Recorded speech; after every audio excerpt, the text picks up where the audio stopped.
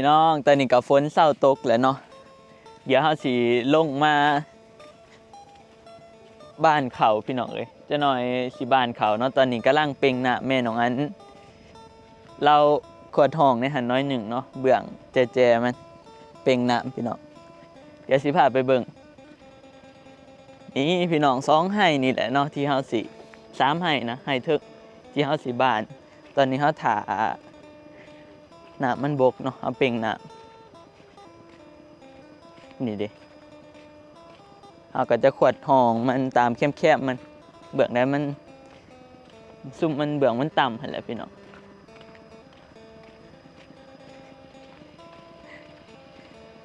แม่น้องอันก็บ่ได้เฮ็ดหน้าได้พี่น้องบ่ได้เคยมาบ้านเขาบ้านหยังหั่นนะอันนี้ก็เฮ็ดปีแรกของเราคือกันเพราะว่าเฮ็ดแต่ละปีก็แล้วเขามาเฮ็ดกับเนาะเคยเฮ็ดเคยยังกับเฮ็ดนำกันหลายคนหั่นนะพี่น้องแต่ปีนี้บ่มีไผอยู่เนาะพากันเมื่อไทยวังปีกายกับอาก้อยกับมาดำเนาะพี่น้องปีกายดำซอยกันดำโจอะแล้วหน้ากับแก่นพี่น้องปีกายนี่ปีนี้เห็นคือสิบ่แก่นเท่าปีกายแต่ว่าปีนี้บ่ได้ดำพี่น้องบ้านเอาเนาะบ่มีคนดำเด้บ่มีเวลาคันสิดำกับแม่น้องอันกับบ่แม่นสิว่างนี่พี่น้องเป่งน้ำออกเนาะกับไห้นี่2ไห้แล้วก็3ไห้ถึงเนาะแม่น้องอันขวดห้องตามแคบมันนี่แหละนี่ดิมันไหลมาเป่ง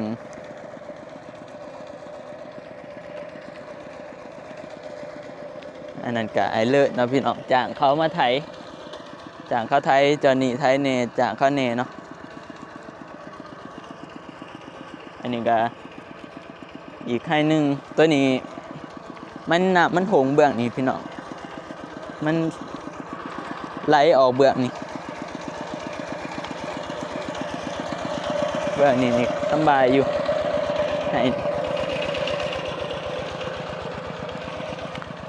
เป่งออกไปทั้งเทิงเลยตัวนี้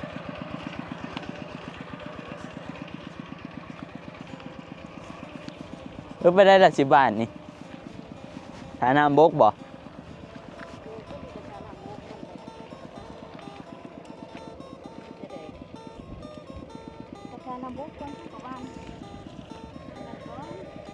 จะเคยบ้านอยู่บ่ล่ะบ่เคยเนาะแม่น้องอันก็บ่เคยบ้านเทื่อแรกคือกันกับบ้านเรานะมันสิยากยังวัดเขาบ้านเฮาบ้านหลายโพดมันก็ขึ้นหลายโพดได้เฮ้ยเดี๋ยวหอยก็สิบ้านไทยนั่นก่อนเดี๋ยวสิลองบ้านคือกันพี่น้อง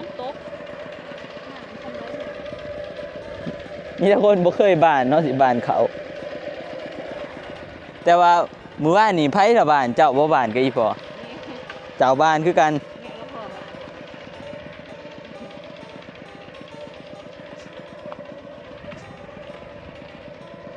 หน้าเฮาให้ใหญ่มันก็เฮ็ดสบายอยู่พี่น้องมันบ่คือให้น้อยมันเฮ็ดเนี่ยให้ใหญ่คือจะว่า4-5ให้เบิดทงมี4-5ให้กับบ้านรวดเดียวเนาะ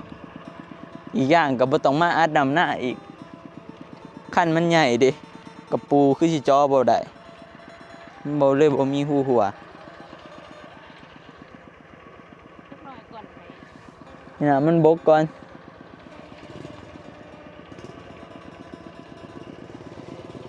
สิแล้วเด้พี่น้องมาบ้านนี่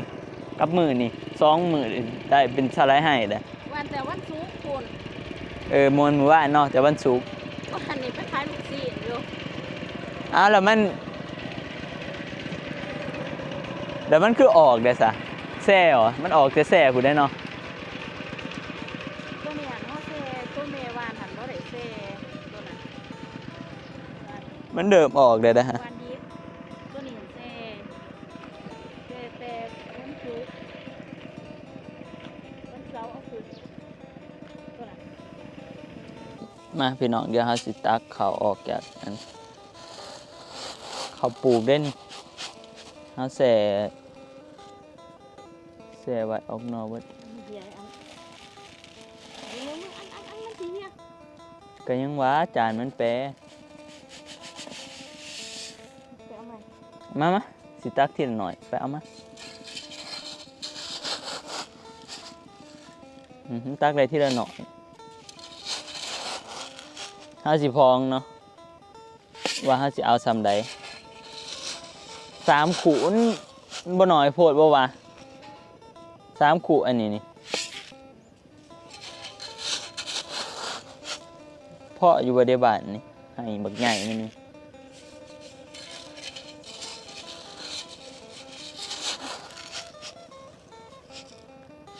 ก็อันนั้นนะบางกีนที่คอยถือนะพอดี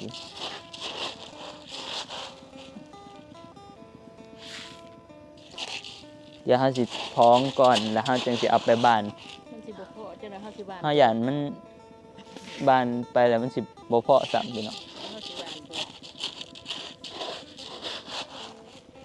เฮาบ่เคยบ้านเฮากะบ่ได้ว่า ป้าไว้หลายมื้อนี่เหงาหากเหงาออกได้นี่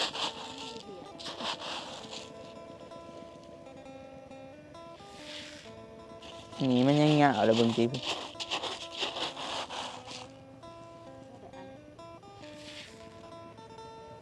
เอาถอกแสนะกะคูณหนึงเบิ่ง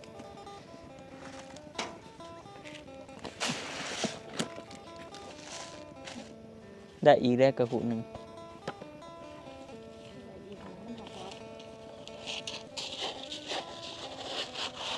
ใส่นี่ก่อน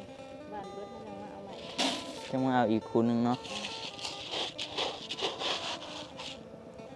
ไปซะเดี๋ยวขอหยุดไปบ้าน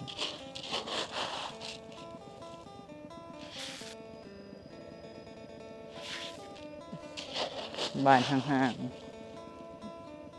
ก็แหละเดี๋ยวเอามาเอาใหม่ ๆไปพี่น้องเอาพร้อมแล้วเดี๋ยวเราจะเอาไปบ้าน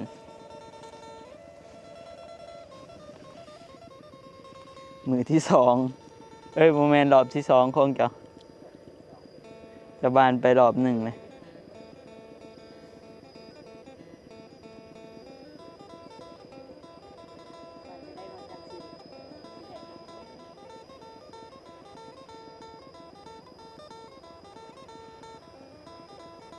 บ่คือบ้านกะได้พี่น้องฮุบใส่บ้านอันนี้มันต้องกะขอยยังบ่ทันกะเป็นเนาะเดี๋ยวขอยสิเบิ่งอีเมียบ้านก็แม่ก็กะบ่อยากเป็นดอก หากะบ้านแน่ใจก็สิย่างไปเลยจังซั่นน่ะบ่ ย่าเรื่องสิเด้ แสดงว่าย่างวนไปเท่าใดรอบบ่ได้นี่ให้มันเนาะ อะไรแม่ว่าสมมุติว่าเฮายางเอ้าสิบ้านของถามไปเลยบ่เนาะมันจังสิได้ว่ารอบเดียวโอ้สร้างมาทีละรอบเลย บ้าน2ข้างหั่นแหล้วจะบ้านซ้ายครัวไปเลยไปหยัง ใส่ตัวไปเลยเนาะ เดี๋ยวแต่ย่านจะบ่จื้อบ้านข้างเดียวก็ได้ย่านบ่จื้อเดี๋ยวมันบ่ทั่วเป็นตาทั่วอยู่ว่าเด้คือบ้านน้อยแท้ บ่ต้องว่าที่ดอกเอามันออกเป็นเม็ดไผล่ะบอกว่าบ้านแนวนี้บ่บ้านที่ กินเอาเองเนี่ย เขามันเอาเป็นมิตรอยู่หรอก เอาแต่ตอนเฮาดำอันนี้อันเฮาดำเฮาก็ยังบ่ได้อันนี้ ข้อยสิว่าอันเป็นบ่ละบ้านแนวนี้ข้อยย่านข้อยบ่จื้อห้อยตัวเองบ้านนี่ยอดมาอีกแคบๆนี่บ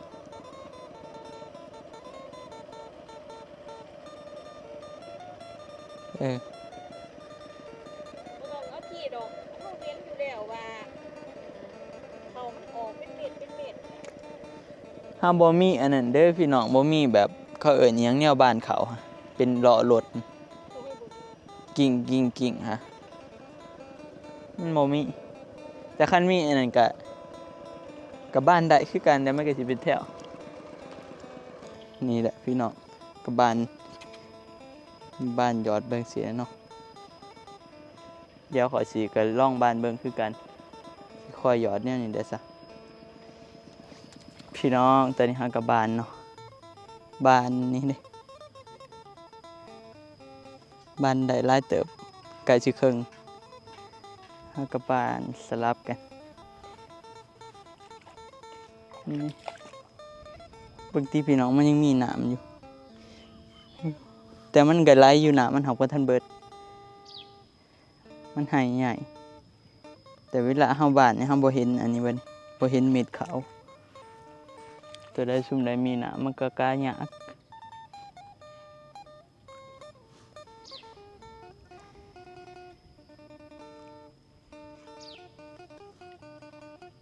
บ้านครั้งแรกเด้อนี่พี่น้องเที่ยวมาตาเบิ่งเขามันสิเกิดอยู่บ่กันบ่เกิดนี่กันบ่เกิดนี่ก็แม่นให้นี่แหละน้องอันบ้าน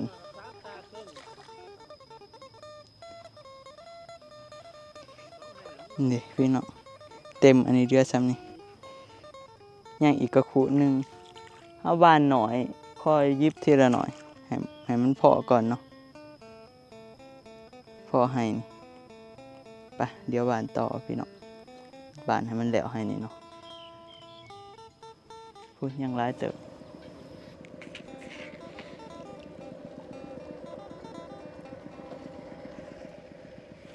บ้านเขาครั้งแรกเด้อนี่พี่น้องครั้งแรกในชีวิตสิเกิดหรือบ่เกิด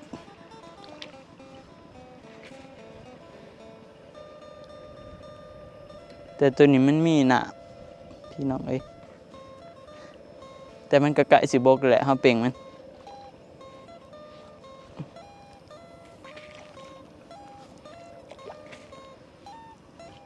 ถ้าเบิ่ง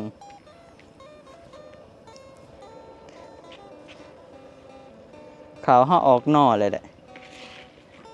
บ้านไปก็เกิดอยู่แล้วแต่ว่าสิทั่วหรือว่าทั่วนี่มาถารุ่นเอาพี่น้องว่าสิบ้านพอดีงามหรือทีโพดหรือห่างโพดเนาะ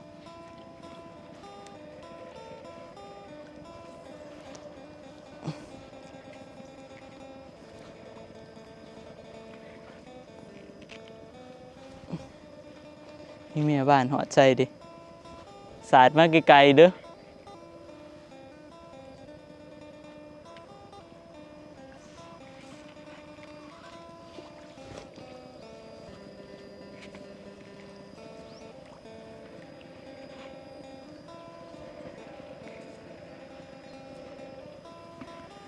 บ้านให้มันเหลียวเลยทีเดียว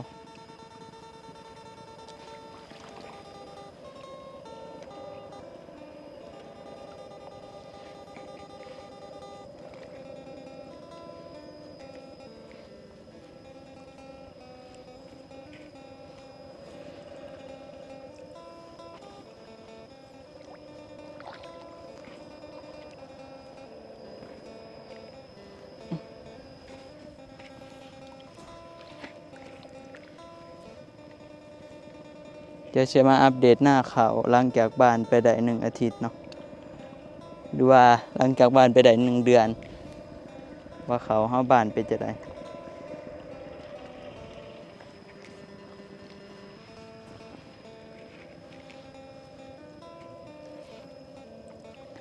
น้ำบกเลยพี่น้องแต่นี่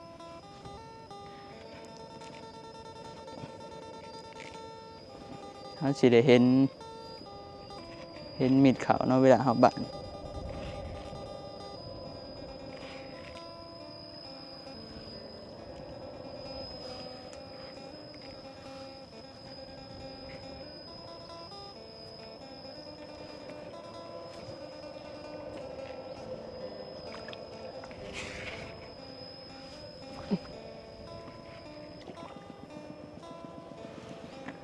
บ้านให้มันทั่วพี่น้อง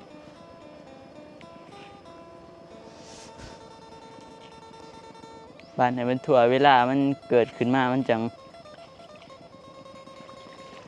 งงะแล้วมันก็จังสิบ่มีบอนว่างนะคือเฮาดำหน้าแหละพี่น้อง กันบ่ได้มันว่างเฮาก็ต้องไปสาม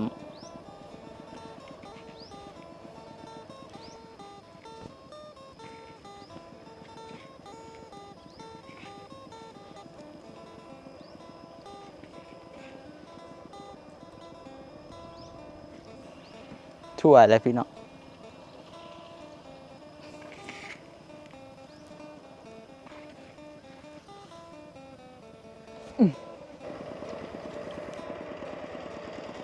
พี่น้องเดี๋ยวเราสิมาเริ่ม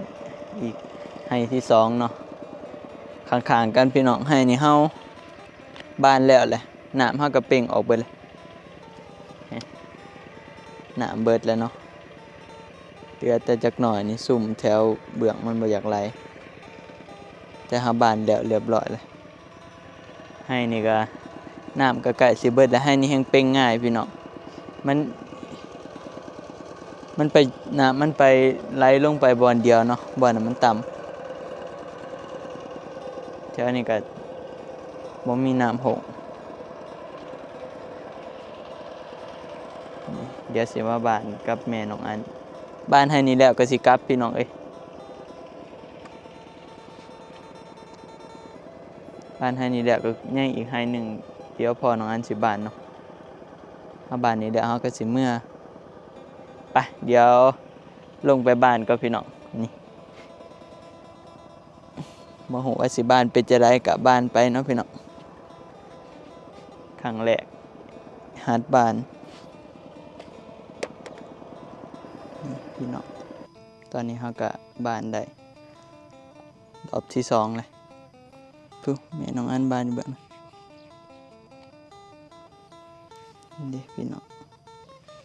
เอาอันนี้เฮาก็บ้านไปเลย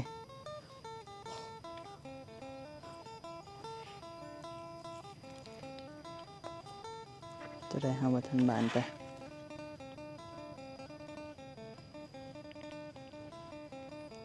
แต่ซุมนี้บ้านนะ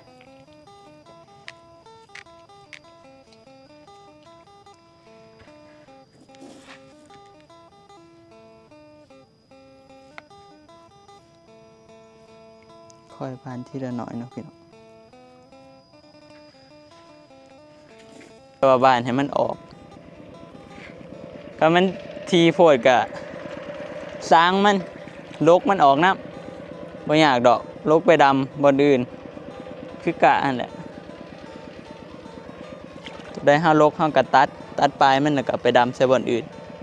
ก็มันทีโพดแล้วโอ้ยพี่น้องเอ้ยเดี๋ยวไปแล้ว2ให้จักสิเป็นจะได้เนาะแต่ว่าเดี๋ยวเลยบ่ฮู้ว่าสิเป็นจะได้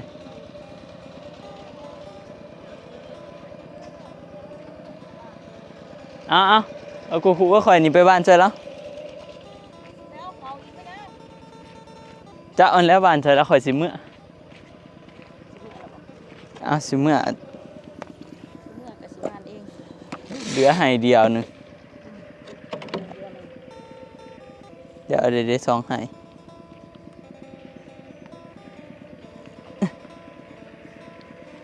นี่เหลือให้นี่ให้สุดท้ายนี่พี่น้องเอาติ๊บข้าวน้องเมื่อเนาะจะเสียเมื่อเฮ็ดหยังได้ล่ะข้าวบ่มีเริ่มแต่แจจะน้อยก็เป็นคือให้น่ะอีกล็อกไปหมู่อ่ะไปลงสวนแล้วพุ่นนะแล้วกับบ้านคนละอันนั้นคนละฝากกันวันเราลงทำอีทผู้จะสิอันนี้มันก็ยากอีกกาบ่ถึก หมอเขาบ้านตามเนี่ยไปบ้านเขาบ้านมาทางนี่จะมาต้องไปบ้านนั่นหนาไปฝุ่นเนาะ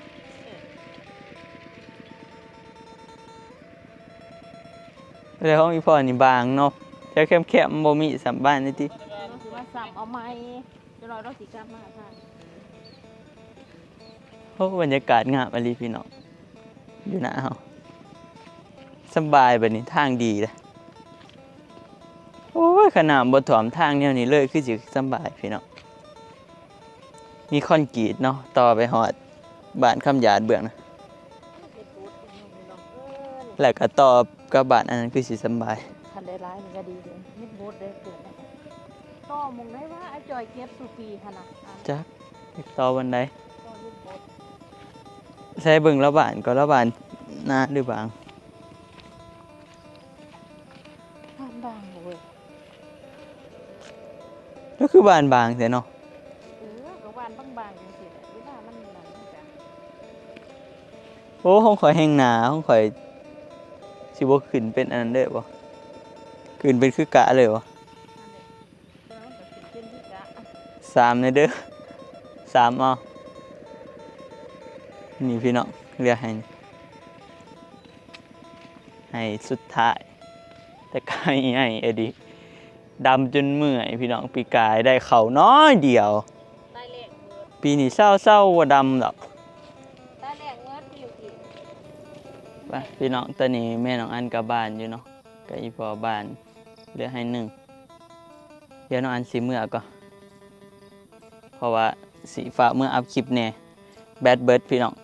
เมื่อสากแบตอัพคลิปอันนี้ก็เหลือให้1นี่กำลังบ้านใกล้สิแล้ว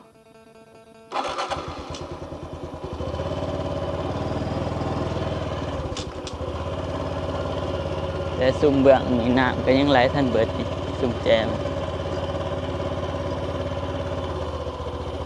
โอ้บรรยากาศพี่น้องเอ้ยบรรยากาศดีแฮะเบิ่งติทางเมื่อหน้า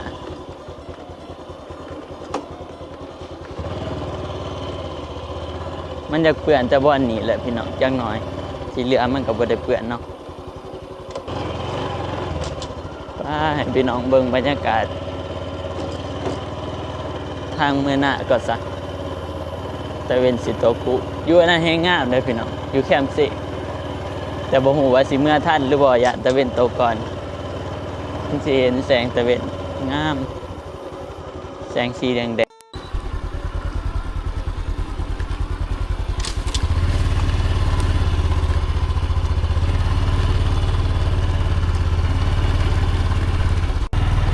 ไปพี่น้องเอ้ยแล้วก็สำหรับคลิปนี้ก็สิได้เบิดเพียงส่ำนี้แล้วเด้อเนาะเดี๋ยวเดินทางกลับก่อนขอบคุณขอบใจ FC เบิดสุขุทุกคนพี่น้องที่เข้ามาติดตามรับชมน้องอันจะจบคลิป